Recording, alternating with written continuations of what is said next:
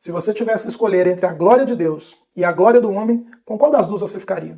Se eu te disser que os 5 pontos do arminianismo, naquilo que eles afirmam, eles fazem de Deus um ser bananão, fazem de Jesus um pastor incompetente e fazem do homem quase que um Deus, o que você me diria em volta? A doutrina do livre-arbítrio, para ela ser afirmada, ela vai tornar Deus um ser muito menor na sua glória e vai colocar o homem ali numa posição quase que igual a Deus. Então, nesse vídeo, nós vamos ver por que o arminianismo ele é tão problemático. Eu sou o pastor Pedro Reis e esse aqui é o Fluir no Reino. Já para a gente conseguir iniciar o vídeo, vamos definir quais são os 5 pontos do arminianismo. O primeiro deles é a vontade livre para crer. Essa vontade livre para crer, ela consiste no fato de que o homem que é alcançado pela graça de Deus, ele agora passa a ter ali a capacidade de usar o seu arbítrio livre para escolher entre crer em Jesus Cristo e não crer no nosso Senhor e Salvador Jesus Cristo. Daí vem a ideia do livre-arbítrio, tá? Não estou falando aqui de livre-arbítrio para escolher blusa, para escolher comida, aqui nós estamos falando de aspectos de fé, escolher ou não Jesus. Você acha que é possível você aí, depois de ser alcançado pela graça de Deus, por conta própria, usando o seu arbítrio, escolher Jesus Cristo? Você acredita em livre-arbítrio? Deixa nos comentários aí pra gente, tá bom? Segundo ponto do arminianismo é a eleição condicional. O que significa isso? Deus, lá na eternidade passada, olhou para a eternidade futura e viu aquelas pessoas que iriam ter fé verdadeira em Jesus Cristo. É a presciência de Deus em analisar quem dessas pessoas teria fé. Esse é o segundo ponto do arminianismo. O terceiro ponto do arminianismo é a expiação universal. O que isso significa? O sangue de Jesus, em tese, seria capaz de perdoar o pecado de todas as pessoas no mundo, mas pela soberania de Deus, o Senhor definiu que não seria dessa forma. O sangue de Jesus Cristo, ele seria capaz, então, de perdoar pecados apenas daquelas pessoas que creem.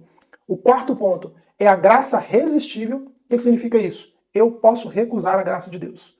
Deus, ele me alcança com a graça e agora, usando o meu arbítrio livre, entre aspas, né, que os arminianos creem, eu agora posso falar assim, não quero Deus, eu não te quero. Sai pra lá porque eu tô de boa aqui no meu canto. E o quinto ponto, que é a possibilidade do homem cair da graça. E isso consiste em implicação lógica contrária ao quê? Para o homem continuar sendo salvo, ele precisa atuar ali meio de uma maneira em sinergia com Deus. Deus concedeu a ele graça, agora ele faz uso do livre-arbítrio para continuar querendo Deus, continuar querendo Jesus, querendo o Espírito Santo ali todos os dias para ser salvo. Se algum dia ele não quiser mais, é possível que ele caia da graça. Então esses são os 5 pontos do arminianismo, e eu vou te falar agora, não vou nem usar os textos clássicos de Romanos capítulo 8, Romanos capítulo 9, vou usar alguns outros textos, e à luz desses versos bíblicos, dessas passagens bíblicas, eu vou te convidar a usar a lógica para me dizer se é possível esse tipo de afirmação arminiana, tá bom? Passando a falar então do primeiro ponto, que é a vontade livre para crer, que é o pressuposto aí do livre-arbítrio, para mim, o primeiro problema já vem de cara daí.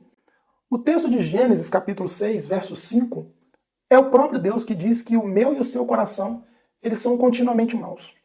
Agora pensa comigo, se Deus olha para mim e olha para você e fala assim, não tem jeito, todos os dias, toda hora, todo tempo, todo momento, esse coração desse fulano deseja o mal. Não sou eu que estou falando, não foi João Calvino, não é um pastor reformado calvinista, é o próprio Deus. Deus analisou o coração da humanidade e falou, o coração do homem é continuamente mau, ele é mau o tempo todo, ele é mau assim, o tanto que ele pudesse ser, ele seria. Então, será que a possibilidade de livre-arbítrio existe com o coração contaminado desse jeito? Porque lá em Romanos capítulo 7, o apóstolo Paulo ele tem uma citação que é bem famosa, que ele fala, olha, miserável homem que eu sou. O bem que eu gostaria de fazer, eu não faço. E o mal que eu não desejo fazer, eu acabo cometendo. E aí eu te pergunto, meu irmão, se existe esse tipo de influência que leva a pessoa a fazer aquilo que ela não quer, e eu tenho certeza que o apóstolo Paulo não é uma exceção, e eu e você passamos por essa mesma luta, você acha que existe a possibilidade de um arbítrio livre, ou seja, da capacidade de fazer escolhas sem ser influenciado? E aí você pode me perguntar assim, tá bom, pastor, se o livre-arbítrio não existe, como é que eu escolho crer em Jesus Cristo? A resposta está clara, Filipenses capítulo 2, verso 13. É Deus quem opera em mim e em você, tanto querer quanto efetuar. Acabou o vídeo por aqui, Deus te abençoe, pode ir. Brincadeira. Meu irmão, livre-arbítrio não pode existir porque Deus olha do céu, vê toda a humanidade e fala, não há um justo, não há um sequer. O coração de todos deles é continuamente mau. Paulo fala, olha, nossa briga aqui todo dia me faz fazer coisas que eu não gostaria. O mal que eu não quero fazer eu acabo cometendo, e o bem que eu gostaria eu não consigo. Como que a ideia do livre-arbítrio subsiste diante de tudo isso? É a pergunta que eu deixo para você. Se você quiser, deixa aqui nos comentários para mim. Ah, mas aí você vai dizer assim, tá, mas e aquelas passagens bíblicas que falam sobre o homem escolher? Como, por exemplo, ali Deuteronômio, quando Deus usa Moisés para sugerir para o povo uma escolha entre bênção e maldição. Fala que eles deveriam escolher a bênção para que eles vivessem. Ah, mas e aí, como é que fica essa questão da escolha do homem? É simples. Para mim, o texto bíblico é extremamente claro. Por quê? Vamos lá. Deus olha para mim e para você. Ele quer me salvar e quer te salvar. O que ele vai fazer? Vai nos fazer nascer do alto, correto? Primeira coisa para que eu consiga ter fé é ser regenerado. O morto não pode ter fé. O morto não tem condição de ter fé. Então, parte de Deus olhar para mim e para você e fazer com que eu e você sejamos regenerados. O Espírito Santo nos concede fé para crer. Nós passamos a crer e agora nós queremos o Senhor. Nós passamos a querer o Senhor porque Filipenses capítulo 2, verso 13 disse que agora eu e você somos influenciados por Deus a não somente querer, mas também efetuar. E aí me diz, em algum momento você escolheu ativamente alguma coisa? Não, por quê? João 6,44, ninguém pode vir a Deus se ele mesmo não trouxer. Então, sobre a questão da escolha e da responsabilidade humana, como é que funciona? Eu sou responsável por escolher aquilo depois que Deus me iluminou e com o amor dele, com a graça dele, me ensinou, me dispôs meu coração a querer aquilo. Por que aquela pessoa que se perde, ela jamais vai conseguir escolher? Porque ela está morta nos seus pecados, ela ama o mundo e Deus, pela soberania dele, não quis escolher essa pessoa. Quem tem livre-arbítrio em tudo isso? Somente Deus, que age sem influência de nada. Para mim querer Deus, sou influenciado por ele mesmo. Para eu não querer Deus, sou influenciado pelo pecado. Então, para mim, a consequência, a análise de tudo isso, de uma maneira lógica, à luz dos textos bíblicos que eu apresentei para você aqui, ela é muito simples. E ela já refutaria o arminianismo já no primeiro ponto. Só que vamos passar para o segundo ponto, que é a eleição condicional. E essa, para mim, ela é extremamente problemática, porque uma das implicações subjetivas dela é a salvação por obras. A eleição condicional, ela diz que Deus, pela sua presciência, ele previu aquelas pessoas que iriam crer. Só que aí tem um problema muito grande. Eu e você fomos alvos da graça de Deus. Em algum momento, eu e você passamos a crer, só que em outro momento, eu parei de crer. Não quis mais crer no Senhor. Você continuou crendo, você foi salvo. Você não concorda comigo que você, na sua atuação sinérgica ali junto a Deus, você teve um mérito que eu não tive para ser salvo? O fato de você perseverar, o fato de você continuar querendo ser salvo, isso não te concede algum mérito em relação a mim, que não tive força suficiente ou não quis ser salvo? Você não concorda que esse tipo de salvação por eleição condicional não implicaria em salvação por obras, um mérito ali do ser humano? Justamente por esse motivo. Depende do homem continuar a ser salvo. Depende do homem continuar querendo. Deus olhou lá do passado para o futuro e viu, ó, o Pedro, ele vai continuar todos os dias querendo ser salvo e lá no final ele vai ser salvo, então eu vou eleger ele. Você não concorda comigo que isso implicaria em salvação por obras? E isso é uma negação ao cristianismo. Nós somos salvos por meio da fé, que é concedida por Deus, e que, como nós já vimos em Filipenses capítulo 2, eu vou bater muito nesse capítulo, nesse versículo, porque ele deixa bem claro que é o Espírito de Deus, é o próprio Deus quem nos conduz à salvação. É o próprio Deus quem faz com que eu e você não pereçamos, que chegamos ali diante dele, diante do Senhor, salvos. Nós não temos livre-arbítrio, meu irmão. A Bíblia diz claramente algumas características que a Bíblia dá ao homem. Já acabei de falar a primeira, coração continuamente mau. Segundo, morto em pecados. Terceiro, inimigo de Deus. Quarto, cego pelo diabo. Você acha que esse ser, ele realmente tem capacidade de escolher Deus todo dia? Com um coração ali que, essa pecinha aqui no meio do nosso peito aqui, ó, ela já é problemática, ela já é inclinada para o mal, ela já deseja o mal, como o próprio Deus diz. Será que realmente eu e você temos capacidade de escolher Jesus todos os dias, sem uma influência externa, sem influência do próprio Deus? Isso é salvação por obras, meu irmão. Foge dessa ideia de arminianismo, porque vai te levar, inevitavelmente, à salvação por obras. O problema, na minha opinião, é que existem dois tipos de filosofias. O calvinismo, ele humilha o homem e reconhece a glória de Deus. O arminianismo, ele exalta o homem e deixa Deus ali num patamar que ele é meio problemático. Ele diminui um pouco da glória de Deus. Por que o arminianismo ele é tão difundido nas nossas igrejas, tão difundido na igreja evangélica brasileira? Porque nós somos um povo que veio do catolicismo romano. E o catolicismo romano ele é regado por essas coisas, obras, penitência, eu tenho valor na minha salvação, eu sou sinergista na salvação. Então isso é muito problemático. Eu e você temos que entender que a escolha que precisa ser feita é o quê? Reconhecer a glória de Deus e humilhar o homem, ou não reconhecer a glória de Deus tanto assim, em troca de eu ter um valor que eu acho que eu tenho. Porque a alegação dos arminianos muitas vezes é, não, vocês calvinistas então acham que o ser humano é um robô. E aí? Não somos robôs não, nós só somos mortos no pecado. Só temos um coração problemático, contaminado pelo pecado, que só vai ser plenamente regenerado quando nós recebemos do Senhor um corpo glorificado. Então não é robô, é só problema no coração. É só um coração problemático. Passando a falar agora do terceiro ponto do arminianismo, que é a expiação universal. Só que antes de falar isso, quero te pedir um favor. Tá gostando desse vídeo? Hoje é um tema mais polêmico, é mais teológico também. Como eu disse, eu não estou querendo usar muito textos clássicos, porque esses textos já geram briga, já geram controvérsia entre eles. Eu estou tentando expor aqui alguns textos bíblicos e te convidar a analisar a palavra de Deus a partir da lógica, uma lógica bíblica, não lógica humana, mas uma lógica bíblica para que você compreenda que se eu acompanho o arminianismo, eu exalto o homem e diminuo a Deus. Se eu me entendo como um calvinista, eu elevo, reconheço a glória elevada de Deus e me coloco no meu devido lugar, que é lixo, que é escória, que é capacho. Se não fosse Cristo, era aterro sanitário mais conhecido como inferno. Então, se você está gostando desse vídeo, do tom desse vídeo, se inscreve no canal, ativa o sino de notificações, porque ajuda demais quando vocês fazem isso. Eu entendo que vocês estão gostando desse conteúdo. Estava vendo as métricas aqui do canal. Muitas pessoas novas, elas veem os vídeos, continuam vendo, só que elas não se inscrevem. Então, por favor, tá gostando desse vídeo? Se inscreve aqui, ativa o sino de notificações, porque ajuda demais, tá bom? Tá vindo muito conteúdo bacana aí, e eu tô finalizando, talvez esse mês, se assim Deus conceder a graça, um panorama bíblico, que eu vou soltar para vocês aí, para aquelas pessoas que gostam de estudar a Bíblia, mas que às vezes não têm recursos aí para esse tanto de Bíblia de estudo aqui, ó. Então eu vou soltar aí, se Deus quiser, até o final do mês, pelo menos o do Antigo Testamento. Claro que vai ter um custo, um valor apenas aí para cobrir os gastos, mas meu desejo é ajudar vocês a estudar a palavra de Deus. Então tá vindo muita coisa boa, continua aqui, porque provavelmente, para a primeira leva, eu vou fazer aí um recurso bônus para quem tá aqui no canal comigo. Eu devo soltar aí 100 unidades desse panorama bíblico de maneira gratuita, então continua acompanhando os vídeos, porque você não vai perder. Tá sendo um material, assim, muito interessante, não vi nada igual no mercado, não é porque eu que estou fazendo não, mas eu realmente não vi nada igual no mercado, são mais de 140 páginas aí de panorama bíblico de todos os livros da Bíblia, então não perde. Mais pra frente eu vou revelando aos poucos aí, tá bom? Vamos falar agora da expiação universal. O que é expiação universal? A morte de Cristo, o sangue de Cristo, ele teria a capacidade de salvar todos os homens do planeta Terra. Só que pela soberania de Deus, pela vontade de Deus, o Senhor determinou que só seria salva aquela pessoa que cresce. Só que aí tem um outro problema. Jesus morreu pelo pecado da humanidade, correto? Segundo esse entendimento arminiano. Só que em Ezequiel capítulo 18 e Romanos capítulo 7, Ezequiel diz que aquela alma que pecar, essa certamente morrerá. E Romanos capítulo 7 diz que o salário do pecado é a morte. Ou seja, quem peca tem que morrer. Só que aí tem um problema. Se Jesus morreu por pecados, se eu, vamos supor, um dia criei no nosso Senhor e Salvador Jesus Cristo, não usei o livre-arbítrio para continuar querendo o Senhor, aí eu me desviei.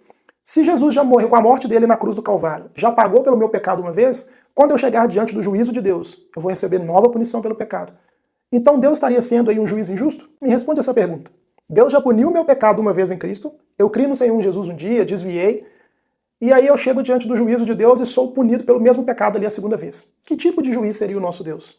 Nem os juízes aqui da terra, os juízes humanos, eles distorcem a justiça dessa forma. Se eu cometo um crime aqui agora, fico ali preso pelo tempo determinado que a lei assim ordena, e aí qualquer juiz fala que eu tenho que ser preso de novo, qualquer advogado barato aí, pé de chinelo, de porta de cadeia, ele vai ali e contesta a decisão do juiz e me tira da cadeia. Quanto mais o nosso Deus, ele vai punir o meu pecado e o seu pecado em Jesus na cruz uma vez, e depois vai punir o mesmo pecado para aquelas pessoas que não creram, que desviaram do caminho, e vai punir esse pecado nessa pessoa de novo, vai punir o mesmo pecado duas vezes. Pensa, meu irmão, isso é implicação lógica. É texto bíblico, que eu acabei de apresentar para vocês aqui, e implicação lógica. Se Deus pune o pecado em Cristo e depois pune o pecado em mim mesmo, Deus está sendo injusto punindo o mesmo pecado duas vezes. E esse é mais um motivo porque eu acho que a doutrina arminiana ela é muito problemática. Por isso que uma vez ela já foi declarada como herege. Eu não penso que chegue ao ponto de ser uma heresia, como foi ali no Sínodo de Dort, mas é bem problemática, principalmente pelas próximas duas que nós vamos ver agora, que é a graça irresistível e também a possibilidade do homem cair da graça. O problema da graça irresistível é o seguinte, vamos lá, mais uma vez, exercício de lógica. Aqui eu não vou nem usar passagem bíblica não. Pensa comigo, Jó, o livro de Jó, registra Deus falando com Jó que ele pôs limite nas águas do mar. Olha pra fora, eu não sei onde é que você vai estar agora vendo esse vídeo não, mas olha pra fora. Tudo que você está vendo foi Deus que criou. Tudo, tudo. Olha para uma pessoa que está do seu lado, os olhos que você está usando para ver esse vídeo, a complexidade desses olhos, que nenhuma câmera do ser humano jamais conseguiu chegar perto e jamais vai conseguir. A perfeição, a complexidade. A Bíblia diz que Deus sabe ali ó, quantos fios tem no nosso cabelo. Pensa, esse Deus é esse ser que criou todas as coisas. Que a Bíblia fala que a terra é o extrato do pé para os pés do nosso Senhor. E agora pensa no homem. Tudo aquilo que eu já falei agora há pouco. Pecador, falho, pó da terra, vaso de barro, foi feito ali com a lama, foi feita com o pó da terra. Essa pessoa, esse ser infinitamente pequeno, corrompido pelo pecado e sujo, contendendo com um Deus que quer salvar a ele. Imagina, Deus chega em mim e você e fala assim, fulano, quero te salvar. E você vira e fala, beleza, Deus, vai pra lá porque eu não te quero. Você acha que realmente isso é possível? Você acha de fato que esse Deus desse tamanho vai se submeter à vontade humana? Você acha que a graça, que o amor de Deus é possível de ser recusado? Nós temos aí vários louvores que muitos de nós cantamos nas igrejas. Impressionante, infinito, ousado o amor de Deus. que a graça é irresistível, maravilhosa graça, que nós não somos capazes de resistir, que o olhar do Senhor, o amor dele nos constrangeu. Você acha que um Deus que tem um amor, uma graça desse tamanho, realmente eu e você, serizinhos desse tamanho, não dá nem para comparar, vamos conseguir resistir a essa graça de Deus? A esse poder de Deus? Meu irmão, é implicação lógica. Não tem como. A doutrina arminiana, ela não se sustenta por causa desses problemas. Quando nós começamos a analisar de uma maneira mais fria e pontual, o arminianismo não faz sentido, ele não se sustenta. Você acha mesmo que um ser desse tamanho do homem, ele vai conseguir anular a vontade de Deus, o Deus criador, o Deus que nos fez? Que colocou o filho dele pregado naquela cruz, que verteu sangue por mim e por você? O Deus que tem um amor desse tamanho a ponto de sacrificar o próprio filho. Esse amor não vai ser capaz de me convencer, de te convencer? Ô, meu irmão, isso é loucura. E aí? Você é doido? Você é pichuruco? Você é pichuruco? Você vira o leite? Não cabe na minha cabeça. Se você tem uma resposta para isso, deixa aqui nos comentários. Por quê? A resposta dos arminianos para os calvinistas é o quê? Ah, não, então Deus ele está abusando da vontade do homem. Ah, não, então nós homens somos robôs. Não, como eu já disse, nós somos apenas criaturas caídas, falhas. Nós somos apenas criaturas cédias pelo diabo, inimigas de Deus, mortas espiritualmente, que não têm capacidade de escolher. O que Deus está fazendo é pegar naquela fila que está caindo ali do abismo e salvar aquelas pessoas que ele quer salvar. Porque é impossível um ser desse tamanho diante de um outro ser infinitamente superior resistir, falar não, seu poder ele não é suficiente para mim. O seu poder que criou os céus e terra, esse mesmo poder, não é suficiente para transformar meu coração. Isso é chamar Deus de muito pequeno, né? Só que se não tá ruim até aí, a quinta doutrina dos arminianos para mim é uma das piores, se não for a pior, que é a possibilidade do homem cair da graça. Essa possibilidade do homem cair da graça, ela fala que o homem, usando o seu livre-arbítrio, ele tem que continuar querendo Jesus ali todos os dias. Só que quando nós analisamos por aí, parece até tá tudo bem. O homem tem que continuar querendo e por aí vai. Tá analisando só o homem. Só que pensa o seguinte, eu e você somos ovelhas. A Bíblia é clara em dizer isso. Eu e você somos ovelhas. João capítulo 10, Jesus ele se apresenta como o pastor verdadeiro e fala que existe ali um aprisco, fora daquele aprisco judeu, onde ele ainda tinha ovelhas que ele deveria ir lá e buscar essas ovelhas. Isso está se referindo a nós, gentios. Então pensa comigo, Jesus é o pastor de ovelhas, eu e você somos as ovelhas. Você concorda que esse pastor, se ele perde uma ovelha no caminho, ele não é incompetente? Vou melhorar meu argumento. A função de um pastor de ovelhas é pegar a ovelha, levar ela do ponto A até o ponto B. Salva, segura, com as suas necessidades supridas e corrigindo eventuais desvios no caminho. Agora pensa comigo, vamos nos colocar ali na cultura judaica da época que Jesus está escrevendo isso. Era uma cultura extremamente agrícola, o pastor de ovelhas era uma figura ali bastante comum naquela época. Pensa, se o pastor começa a perder a ovelha, como é que vai ser a fama dele diante dos outros pastores, diante da sociedade? Que esse cara é incompetente, pô, ele não pode pegar uma ovelha, tirar ela do aprisco e levar para outra, que ele vai perder a ovelha. Então quando eu digo que eu e você somos ovelhas, e caímos da graça, perdemos salvação, ou somos ovelhas que desviaram do caminho, a implicação óbvia disso, a implicação lógica disso, é que Jesus é um pastor incompetente. Ele não conseguiu cumprir com a função dele, que é o quê? Me pegar, te pegar aqui do mundo, tirar desse mundo e levar em segurança, diante da presença de Deus. Só que não é isso que a Bíblia diz. Judas, versículo 24, a palavra nos ensina que o Senhor, ele é capaz, não somente é capaz, como ele faz com que eu e você nos apresentemos diante de Deus, sem mácula, sem sujeira, sem imundície. Então, se eu digo que eu e você somos capazes de perder a salvação, o que eu estou dizendo, por implicação prática e por implicação ali nas entrelinhas, que Jesus é um pastor incompetente. Isso cabe no seu entendimento? Esse argumento cabe no seu entendimento? Chegar e falar assim, olha, esse Jesus que morreu por você e ressuscitou, que é Deus, é incompetente, viu? Por quê? Porque você não quis ser salvo. Tudo pode parecer fazer sentido quando a gente analisa a sua ótica humana. Quando eu paro e olho só para mim e falo, não, eu perdi a salvação porque eu quis. Só que quando eu olho o aspecto macro, quando eu olho o aspecto geral e percebo que é muito mais do que isso, que eu sou uma das ovelhas de Cristo e que Cristo é o pastor, e se eu me perder, Cristo foi incompetente por não ter cuidado de mim, como é que fica? Sendo que a Bíblia diz que Jesus é aquele pastor que vai atrás de uma ovelha que se perdeu. Como que ficaria isso? Essas são as minhas argumentações. É aquilo que eu proponho para que você pense hoje. Para que você entenda que, às vezes, pode parecer um debate que só quer polêmica, que muitos dizem, não, isso é debate para gerar divisão. Mas não é, meu irmão. Toda teologia, ela tem algum pressuposto. E o pressuposto da teologia arminiana é Deus é um banana, o homem é um ser mais elevado e Cristo é um pastor incompetente. Então nós precisamos sim debater esses tipos de estudo, esses tipos de doutrina, com todo respeito, é claro, eu não estou aqui ofendendo ninguém, estou atacando as ideias. Se você for comentar, eu te peço, faça o mesmo, ataque apenas ideias, não vamos brigar nos comentários, tá? Então essa é a minha argumentação. Diante de tudo que eu apresentei, é por isso que eu sou calvinista. Porque a Bíblia, o Senhor, ele usou a palavra dele para me fazer entender que eu sou miserável. Miserável homem que sou. O meu coração é corrompido, se dependesse de mim, jamais escolheria a Deus, e que eu careço da graça de Deus todo dia. E o fato de eu carecer da graça de Deus, e ele me conceder essa graça por meio do amor de Cristo, o poder do Espírito Santo, elevam ainda mais a glória de Deus. Então, meus amados, essa é a minha argumentação. Deixo para vocês aqui esse vídeo feito aí com muito amor, sem espírito de briga, sem contenda nos comentários aí, por favor. E vamos conversar sobre isso, vamos debater.